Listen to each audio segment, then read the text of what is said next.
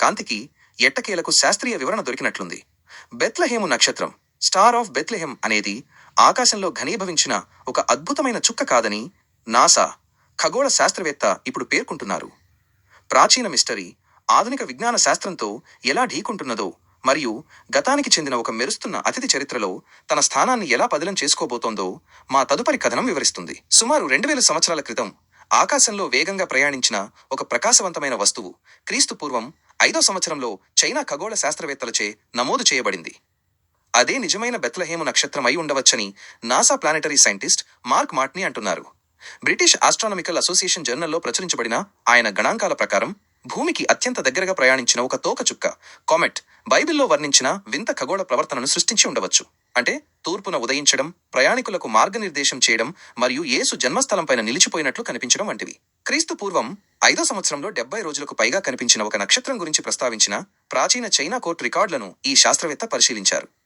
ఆధునిక ఆర్బిటల్ మోడలింగ్ను ఉపయోగించి ఆ తోకచుక్క చంద్రుని దూరంలో, అంటే భూమికి దాదాపు 38,04,00,000 కిలోమీటర్ల పరిధిలో వెళ్లిన మార్గాన్ని ఆయన గుర్తించారు.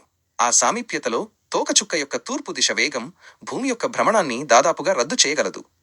దీనివల్ల ఆ ఖగోళ వస్తువు ఆకాశంలో కదలకుండా ఎవరికోసమో వేచి చూస్తున్నట్లు ఒకే చోట స్థిరంగా ఉన్నట్లు కనిపిస్తుంది. దీనిని ఇంజనీర్లు తాత్కాలిక జియోసింక్రోనస్ చలనం, టెంపరరీ జియోసింక్రోనస్ మోషన్ అని పిలుస్తారు.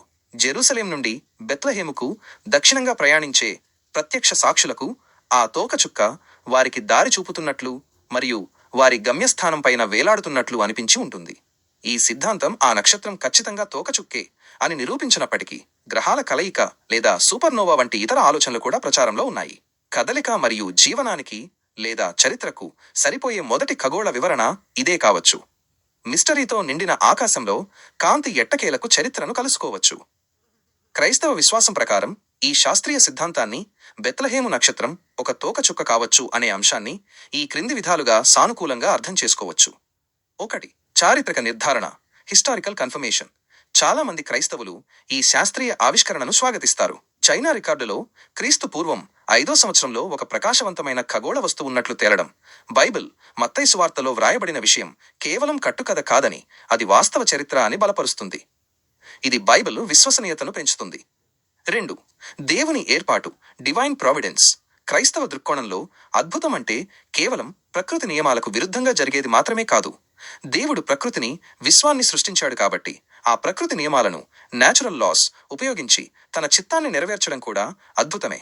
ఒక తోకచుక్క సరిగ్గా యేసుక్రీస్తు పుట్టిన సమయంలోనే భూమికి దగ్గరగా రావడం, అది బెత్లెహేము వైపు మార్గం చూపడం అనేది కాకతాళీయం కాదు, అది దేవుని గొప్ప ప్రణాళిక అని వారు భావిస్తారు. 3. పరిభాషలో స్పష్టత, టర్మినాలజీ.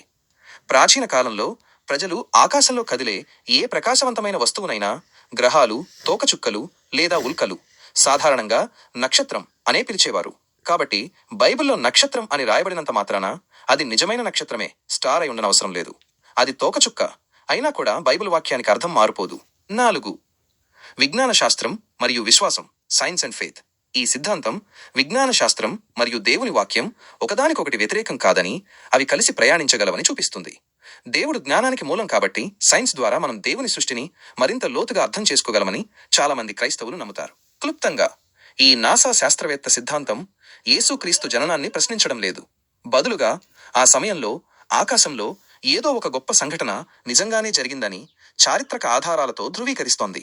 తాజా వార్తలతో అప్డేట్గా ఉండటానికి మా DEI TV యూట్యూబ్